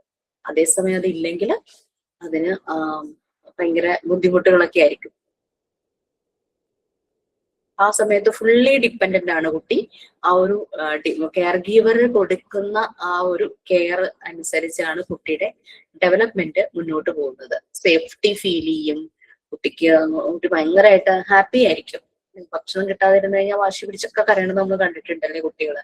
ഈ അമ്മമാര് ആ ഒരു പ്രായത്തിൽ കുഞ്ഞുങ്ങളെ കൊണ്ട് പുറത്തു പോകുമ്പോൾ ചിലപ്പോൾ അവർക്ക് കുട്ടിക്ക് പാല് കൊടുക്കാൻ പറ്റുന്ന രീതിയിലുള്ള ഒരു പ്രൈവസി കിട്ടാതെ വരും. അപ്പൊ ബോട്ടിലൊക്കെ വെള്ളം എന്തെങ്കിലുമൊക്കെ കരുതും, പക്ഷെ അതൊന്നും അവർക്ക് പോരാ. അവർ ഉദ്ദേശിക്കുന്ന ആ ഒരു അമ്മയുടെ ആ ഒരു കെയറോട് കൂടിയുള്ള ഫീഡിങ് തന്നെയായിരിക്കും കുട്ടികൾ വാശി പിടിച്ച് കരയുന്നത് നമ്മൾ കാണാറുണ്ട്. അപ്പോ ഇങ്ങനെ കിട്ടാതെ വരുമ്പോൾ അവർക്ക് ആ ട്രസ്റ്റ് പോകുന്നു, അവർ ആരെയും വിശ്വസിക്കുന്നില്ല. നമുക്ക് വിചാരിക്കും കുഞ്ഞു കുട്ടിയോ, അതിനെന്താ ട്രസ്റ്റ് മിസ്ട്രസ്റ്റ് ഒക്കെ അറിയൂ, ബട്ട് അത് അവിടെ നടക്കുന്നു എന്നുള്ളതാണ് പറയുന്നത്.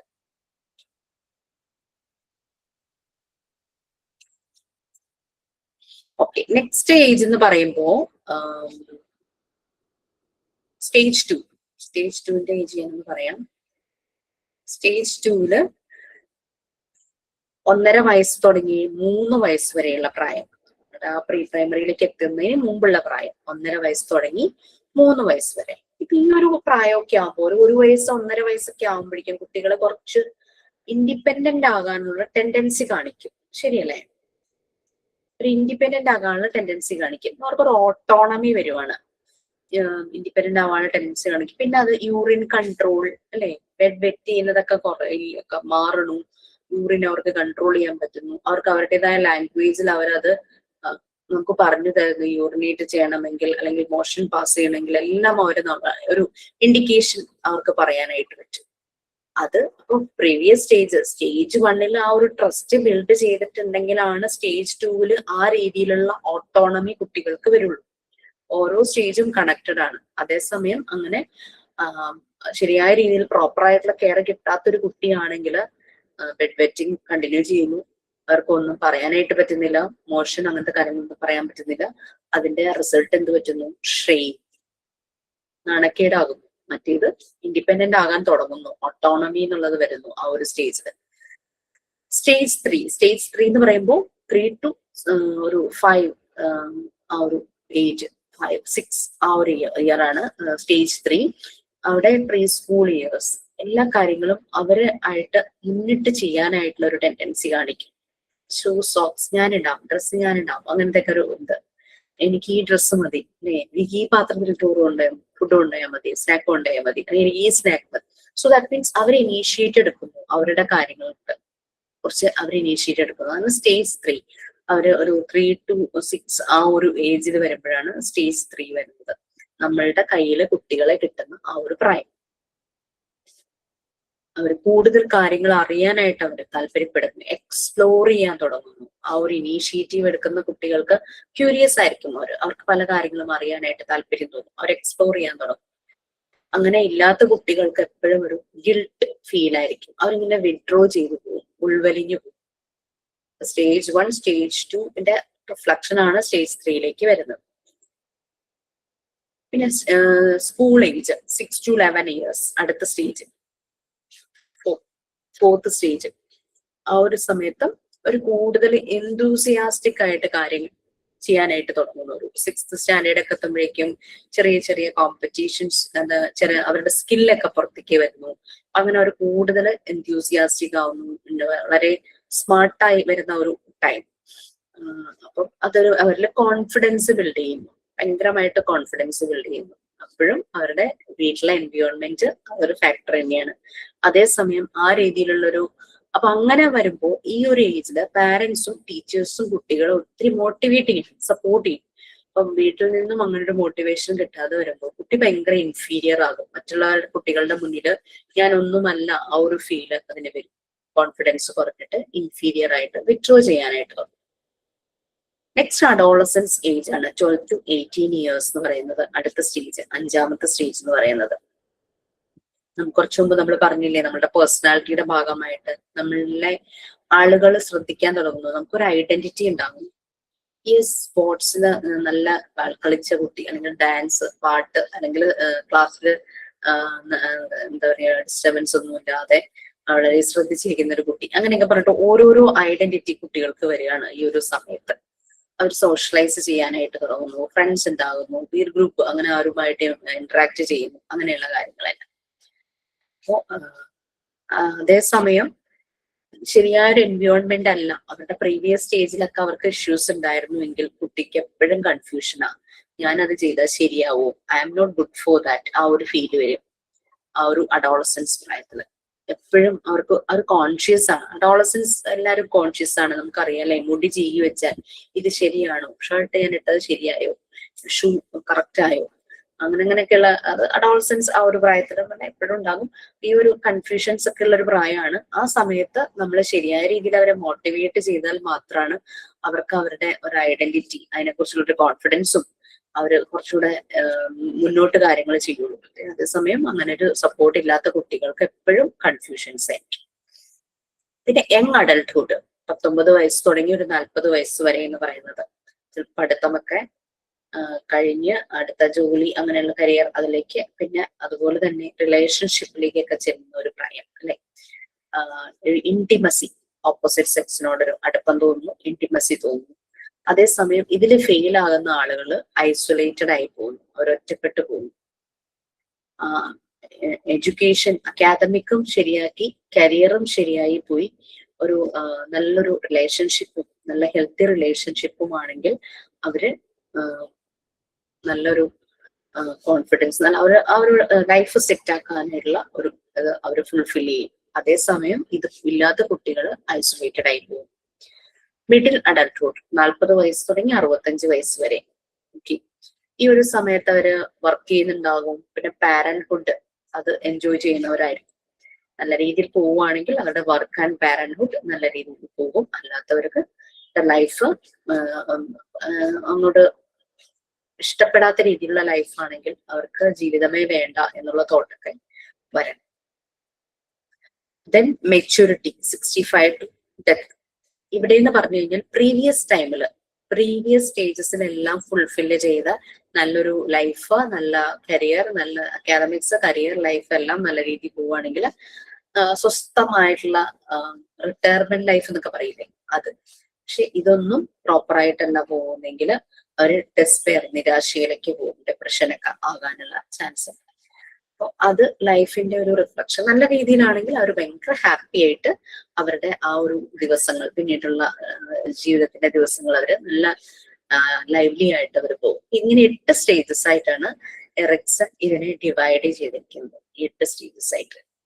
ഇതുപോലെ തന്നെ വിഗ്ഡോസ്കിയുടെ ഉണ്ട്, സിഗ്മണ്ട് ഫ്രോയിഡിന്റെ ഉണ്ട്. ഞാൻ ജസ്റ്റ് ഇതുപോലെ തന്നെ ഒന്ന് ബ്രഷപ്പ് ചെയ്ത് പറയാം. ഇതിന്റെ ലിങ്ക്സ് ഞാൻ നിങ്ങൾക്ക് ഷെയർ ചെയ്തും തരാം. ഓക്കെ മാം, ഒരു സംശയം ചോദിക്കട്ടെ മാം? ചെറിയ മക്കള് ഇപ്പൊ ഉറക്കത്തിൽ അവർ ഡിസ്റ്റർബ്ഡ് ആണെങ്കിൽ, അവര് വർത്തമാനം പറയണെങ്കിൽ, അല്ലെങ്കിൽ അങ്ങനെ ഉണ്ടെങ്കിൽ നമ്മൾ എന്താ ഉദ്ദേശിക്കേണ്ടത് മക്കൾക്ക്? ചെറിയ മക്കൾ എന്ന് പറയുമ്പോൾ എത്ര വയസ്സിലാവും ഉദ്ദേശം? 11 years. വർത്തമാനം പറയണത് എന്നും ഒരേ കാര്യമാണോ? അല്ലല്ല മാം, ഒരേ കാര്യമല്ല. എന്തെങ്കിലും കളിക്കുന്ന കാര്യങ്ങൾ പറയുന്നുണ്ടാവും ചിലപ്പോ, അല്ലെങ്കിൽ അമ്മ എന്നുള്ളൊരു വിളിയൊക്കെ വിളിച്ചിട്ട് എന്തൊക്കെയോ കാര്യങ്ങൾ ഇങ്ങനെ പറയും ആള്. അങ്ങനെയാണ്. അത് സാരാകണ്ട പ്രസിദ്ധ. കാരണം എന്താ വെച്ച് കഴിഞ്ഞാൽ പറയാൻ കാരണം എന്റെ വീട്ടിലെ ഏറ്റവും ചെറിയ കുട്ടി, എന്റെ ഹസ്ബൻഡിനെയാണ് ഉദ്ദേശിച്ചത്. ഹസ്ബൻഡ് ഇപ്പോഴും ഉറക്കത്തിൽ സംസാരിക്കും. പെട്ടെന്ന് തന്നെ ആള് കോൺഷ്യസ് ആവുകയും ചെയ്യും കേട്ടോ. അപ്പം ആൾക്ക് ശരിക്കും പറഞ്ഞു കഴിഞ്ഞാല് ചെറുപ്പത്തില് ഉറക്കത്തിൽ എണീറ്റ് നടക്കുന്ന ഒരു പരിപാടി ഉണ്ടല്ലോ, സോമനാപുലിസം, അതുണ്ടായിരുന്നു. അങ്ങനെ അമ്മ പറഞ്ഞു കേട്ടിട്ടുള്ളതാണ്. അത് അങ്ങനെ ഡോക്ടറെ കാണിച്ചിരുന്നു. അപ്പൊ ഡോക്ടർ ഇങ്ങനെ പറഞ്ഞത് ഈ നല്ല ഈ ഇടിപ്പടങ്ങളൊക്കെ കാണിപ്പിക്കാൻ, അതായത് അങ്ങനെ പേടിക്കുന്ന രീതിയിൽ അങ്ങനത്തെ നമ്മളിങ്ങനെ അങ്ങനത്തെ പടങ്ങളൊക്കെ കാണിക്കാൻ പോകും. അപ്പൊ അതൊക്കെയാണ് കാണുന്നത് എന്നിങ്ങനെ അമ്മ പറഞ്ഞു. ഹൊറർ മൂവീസ് ആണ് നാം ഉദ്ദേശിച്ചത്. അതെ, അപ്പൊ അങ്ങനെ പറഞ്ഞു. അപ്പൊ അങ്ങനെയുള്ള കുറച്ച് ഫൈറ്റ് ഒക്കെ ഉള്ളത് തന്നെയാണ് കാണുന്നതെന്നും പറഞ്ഞു. അപ്പൊ ഞാൻ ഇത് അമ്മയോട് ചോദിക്കാനുണ്ടായ കാരണം, മാരേജ് കഴിഞ്ഞപ്പോ ഞാൻ ഇത് കാണുമോ, ആളിങ്ങനെ ഉറക്കത്തിൽ എണീറ്റ് നടക്കും. അപ്പൊ പെട്ടെന്ന് കണ്ടപ്പോ ഞാനൊന്ന് എന്താ സംഭവം എന്ന് എനിക്ക് ഭയങ്കര കൺഫ്യൂഷൻ ആയിപ്പോയി. അത് കഴിഞ്ഞിട്ട് ഇത് അമ്മയോട് ഇങ്ങനെ പറഞ്ഞപ്പോ അമ്മ ഇങ്ങനെ പറഞ്ഞു, ചെറുപ്പത്തിൽ ഇങ്ങനെ ഡോക്ടറെ കാണിച്ചിട്ടുണ്ട്, മെഡിസിൻസ് ഒന്നും കഴിച്ചിട്ടില്ല എന്ന് പറഞ്ഞു. പിന്നെ ഞാൻ ചെയ്യുന്ന ഒരു കാര്യം എന്താന്ന് വെച്ച് കഴിഞ്ഞാൽ, ഇങ്ങനെ ആൾ ഉറങ്ങിന്ന് ഉറപ്പായി കഴിയുമ്പോ ഞാൻ ഇങ്ങനെ കയ്യിൽ ഇങ്ങനെ പതുക്കെ ഒന്ന് പിടിക്കും, സോഫ്റ്റ് ആയിട്ട് ഹോൾഡ് ചെയ്തിട്ട് ഞാനും അങ്ങ് ഉറങ്ങും. അപ്പൊ കൈ അങ്ങനെ തന്നെ ഉണ്ടാവും. അത് കഴിഞ്ഞ് ഇപ്പൊ അതങ്ങ് മാറി. പിന്നെ ഈ സംസാരം തുടങ്ങി. അത് ചിലപ്പോ ഓഫീസിലെ കാര്യമായിരിക്കാം, അല്ലെങ്കിൽ ഒരു ബന്ധമില്ലാത്ത കാര്യമായിരിക്കാം. പക്ഷെ പെട്ടെന്ന് എണീക്കും. കാരണം ആൾക്കതൊരു ഷൈനസ് ആയി തോന്നി. കാരണം ഞാൻ ഈ പറയുന്നത് മറ്റുള്ളവർ കേൾക്കുന്നുണ്ടല്ലോ എന്ന് വിചാരിച്ചിട്ട്. അപ്പൊ ചില സമയത്ത് സംസാരിക്കുമ്പോൾ ഞാൻ ഉറങ്ങിയിട്ടില്ലെങ്കിൽ ഞാൻ റെസ്പോണ്ട് ചെയ്യും. കാരണം എന്താ പറയുന്നത്, പക്ഷെ നമുക്ക് ക്ലിയർ ആവില്ല. ഇവര് പറയുന്ന പലതും ഉറക്കത്തിൽ ക്ലിയർ ആവില്ല, ഒട്ടും ക്ലിയർ ആവാതെ കേൾക്കുന്നത്. പിന്നെ അതങ്ങ് മാറി. അത് കഴിഞ്ഞപ്പോഴേക്കും ഇങ്ങനെ ആൾക്കൊരു നാണക്കേട്, ഞാനിങ്ങനെ പറഞ്ഞു പോയല്ലോ എന്ന് ഓർത്തത്. ഞാനല്ലേ അറിഞ്ഞുള്ളൂ, അത്രേ ഉള്ളൂ, ഇല്ലേ ഉള്ളൂ എന്ന് പറഞ്ഞു. അപ്പൊ ഫസ്റ്റ് ആൾക്ക് ഇങ്ങനെ നടന്നു പോലായിരുന്നു, അത് മാറി ഇങ്ങനെ സംസാരമായി. അപ്പൊ ഈ ഡീപ്പ് സ്ലീപ്പ് ആണെങ്കിൽ ഇവര് ഇത് പറയില്ല, നല്ല ഉറപ്പാണെങ്കിൽ പറയില്ല. പക്ഷെ ഹസ്ബൻഡിന്റെ ഒരു പ്രശ്നം ഉണ്ടെന്ന് വെച്ചാല് ചെറിയ ശബ്ദങ്ങൾ വരെയും, ഈവൻ നമ്മളുടെ തന്നെ ഈ ബ്രീത്ത്, ആ ശബ്ദം വരെയും ആൾക്ക് ഡിസ്റ്റർബൻസ് ആണ്. അപ്പൊ പെട്ടെന്ന് ചാടി എണീക്കും. അങ്ങനെ പറയും, എനിക്ക് ഉറക്കശാപം കിട്ടിയതാന്ന് തോന്നുന്നു, എനിക്ക് മര്യാദയ്ക്ക് ഉറങ്ങാൻ പറ്റുന്നില്ല. ഇങ്ങനെ ചെറിയ ചെറിയ ശബ്ദങ്ങൾ വരെയും പുറത്തുനിന്ന് കേൾക്കുന്ന ഒരു ശബ്ദമാണെങ്കിലും അങ്ങനെ ഇങ്ങനെയൊക്കെ ശബ്ദം കേട്ടാലും ആൾക്ക് ഉറങ്ങാൻ പറ്റില്ല. പക്ഷെ ഇപ്പൊ കുറച്ച് ദിവസങ്ങളായിട്ട് നല്ല രീതിയിൽ ഉറങ്ങുന്നുണ്ട്. എനിക്ക് കുട്ടിയുടെ അങ്ങനെ അതൊരു ഭയങ്കര പ്രശ്നമായിട്ടൊന്നും തോന്നുന്നില്ല. കാരണം പറയുന്നത് കളിയുടെ കാര്യങ്ങളും പിന്നെ നമ്മളെ വിളിക്കുന്നതായിട്ടൊക്കെ അല്ലേ.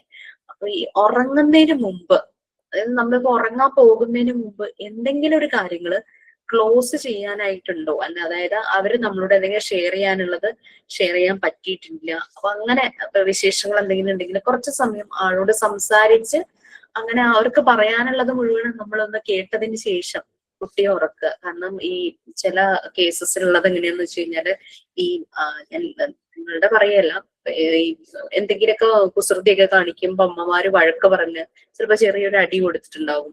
ഭയങ്കര ദേഷ്യപ്പെട്ട് കുട്ടി ആ സങ്കടത്തോടു കൂടെ പോയി കിടന്ന് ഉറങ്ങും. അങ്ങനെ പോയി ഉറങ്ങുമ്പോ നമ്മൾ ശ്രദ്ധിച്ചാൽ അറിയാം ഒരു ഉറക്കത്തിൽ ഏങ്ങലടിക്കും. അപ്പൊ അങ്ങനെ ഒരിക്കലും കുട്ടിയെ ഉറക്കാൻ വിടരുതെന്നാ പറയുന്നത്. ഇങ്ങനെ ഉറങ്ങാൻ പോയി കുട്ടി ഉറങ്ങിപ്പോയിട്ടുണ്ടെങ്കിൽ നമ്മൾ ചെന്ന് കുട്ടിയെ എണീപ്പിച്ച് ഒന്ന് ഹഗ് ചെയ്തൊരു ഉമ്മയും കൊടുത്തിട്ട് കുട്ടിയെ വളരെ സന്തോഷത്തോടു കൂടി ഒന്ന് ഉറക്കുവാണെങ്കിൽ അത് സമാധാനമായിട്ട് ഉറങ്ങും. ഈ ഒരു ബ്രീത്ത് ഡിഫറൻസ് നമുക്ക് മനസ്സിലാവും. അല്ലെങ്കിൽ അവർ ഇടയ്ക്കിടയ്ക്ക് ഉറക്കത്തിൽ ഇങ്ങനെ ഏങ്ങലടിക്കും. അതായത് ഇവരുടെ ഓർമ്മയിലുള്ളത് മുഴുവനും കൊണ്ടായിരിക്കും ഇവർ ഉറങ്ങാൻ പോകുന്നത്. അവർക്കൊന്ന് പറയാനുള്ളത് മുഴുവനും നമ്മളൊന്ന് കേട്ടതിന് ശേഷം അവർ ബെഡിലേക്ക് പോവുകയാണെങ്കിൽ അതായിരിക്കും കുറച്ചുകൂടെ നല്ലതെന്ന് തോന്നുന്നു. അതൊരു പ്രശ്നമുള്ള കാര്യമല്ല സംസാരിക്കുന്നത്. ഓക്കെ, അത് ഇവിടെ ഇപ്പം വെക്കേഷൻ ആയപ്പോ അവര് ആദ്യം വന്നു അമ്മയുടെ അച്ഛനെയും കൂടെ. പിന്നെ 2 ദിവസം കഴിഞ്ഞാ ഞാൻ എത്തിയത്. മേ ബി അതിന്റെ ഒരു ആ കുറച്ച് ദിവസം മാറി നിന്നതിന്റെ ആണോന്നറിയില്ല. അതായിരിക്കും. നമ്മളോട് പറയുന്ന കാര്യങ്ങൾ ഉണ്ടാവുമല്ലോ ദിവസവും, ചിലപ്പോ അതിന്റെയൊക്കെ ഒരു മിസ്സിംഗ് ആയിരിക്കും. അവര് ഞാൻ ഇത് പറയണം എന്നൊക്കെ ചിലപ്പോ ഭയങ്കര പ്ലാൻ ചെയ്തൊക്കെ ഇരിക്കണ്ടാവും. ഒരുപക്ഷെ പറയാൻ വന്നപ്പോ നമ്മൾ അവൈലബിൾ ആയിരുന്നിട്ടുണ്ടാവില്ല. അതുകൊണ്ട് കുഞ്ഞുങ്ങളെ എന്നും കേൾക്കുക, അതാണ്. അവർക്ക് ശരിക്കും നമ്മൾ സമയം കൊടുക്കണം. അപ്പൊ നമുക്കും സമയം ഭയങ്കര തിരക്കാണെങ്കിലും പക്ഷെ നമ്മൾ സമയം കണ്ടെത്തണം എന്ന് തന്നെയാണ് പറയുന്നത്. അതെ മാം, അവര് കാത്തിരിക്കും ഉറങ്ങുന്നതിന് മുന്നേ നമ്മളുടെ കഴിയുന്നത് വരെ അവര് വെയിറ്റ് ചെയ്യും. കഥ കേട്ട് അതെ അതെ അതെ, അടുത്ത് വന്നെങ്കിൽ മാത്രമേ കണ്ണടയ്ക്കുള്ളൂ. അങ്ങനെ അവര്. ശരിയാ. Okay thank fine. Thank okay you. Bye. By.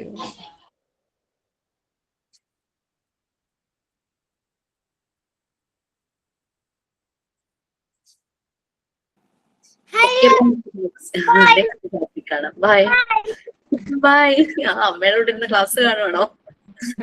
Thank you ma'am. Vacation ടൈമാണ്. അതെ അതെ.